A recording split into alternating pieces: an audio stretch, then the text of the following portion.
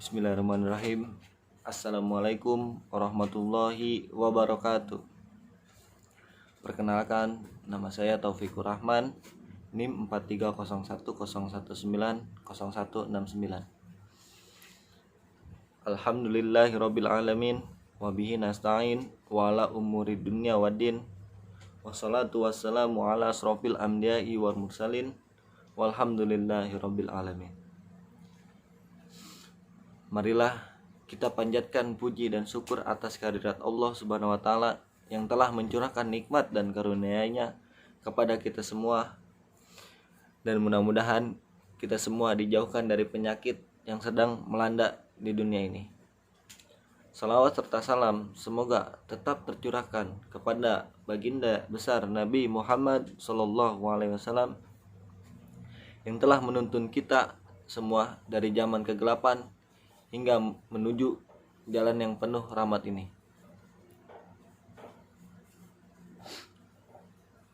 Di sini saya akan menjelaskan tentang motivasi belajar.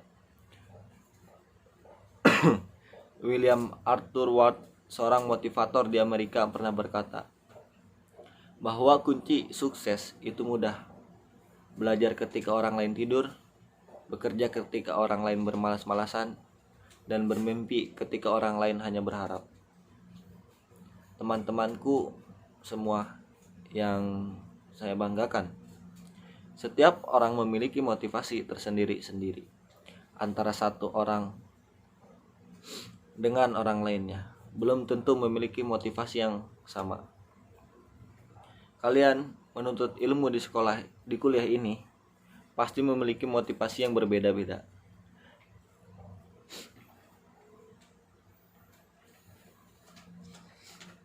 Ada anak yang ingin belajar karena benar-benar ingin bisa.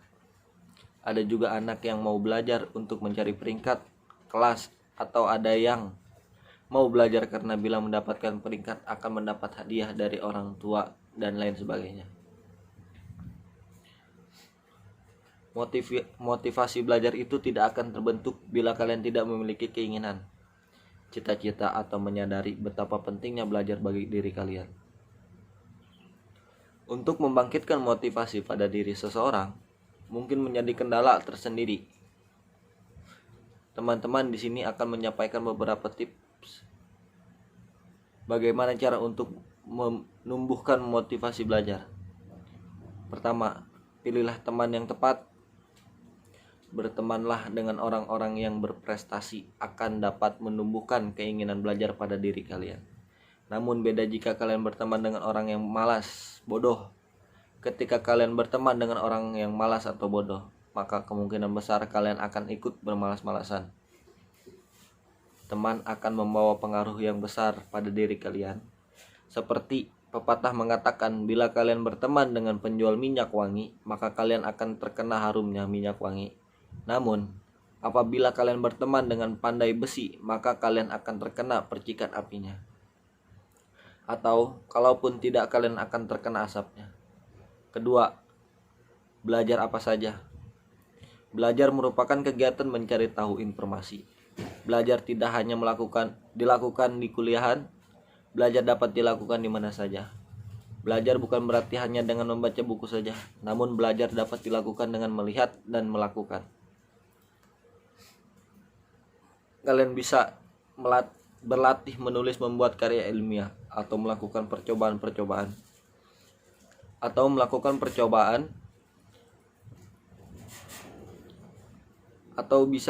atau bila kalian senang dengan desain, kalian bisa belajar membuat desain dengan melihat tutorial di internet dan lain sebagainya. Ketiga, temukan motivator dan penyemangat yang dapat membuat kalian termotivasi untuk belajar. Kadangkala ada waktu seseorang membutuhkan penyemangat untuk menjalin hidup. Penyemangat inilah dapat berasal dari keluarga, saudara, atau teman. Keempat, bermimpilah. Buatlah target dalam hidup kalian. Bermimpilah setinggi-tingginya. Orang yang berhasil dan sukses dimulai dari bermimpi. Dengan bermimpi dapat menumbuhkan rasa karena kalian memiliki tujuan yang harus dicapai. Mimpi yang paling dekat untuk kalian saat ini adalah lulus kuliah dengan hasil yang memuaskan. Kelima, istirahatlah yang cukup. Belajar secara terus-menerus akan dapat membuat kita lama-kelamaan menjadi jenuh dan bosan. Untuk menghilangkan rasa jenuh ini, maka kita perlu beristirahat yang cukup dan bila perlu pergi jalan-jalan untuk berlibur agar pikiran kita segar. Banyak orang yang stres karena kekurangan liburan dalam hidupnya. Belajar itu tak perlu lama-lama, tapi sedikit namun dilakukan secara terus-menerus. Sekian dari tausiah yang saya bisa berikan. Semoga yang sedikit ini dapat bermanfaat bagi teman-temanku semuanya. Semoga kalian dapat meraih prestasi yang dapat membanggakan keluarga. Cukup sekian yang dapat saya sampaikan. Kurang lebihnya mohon maaf. Wabillahi taufiq walhidayah.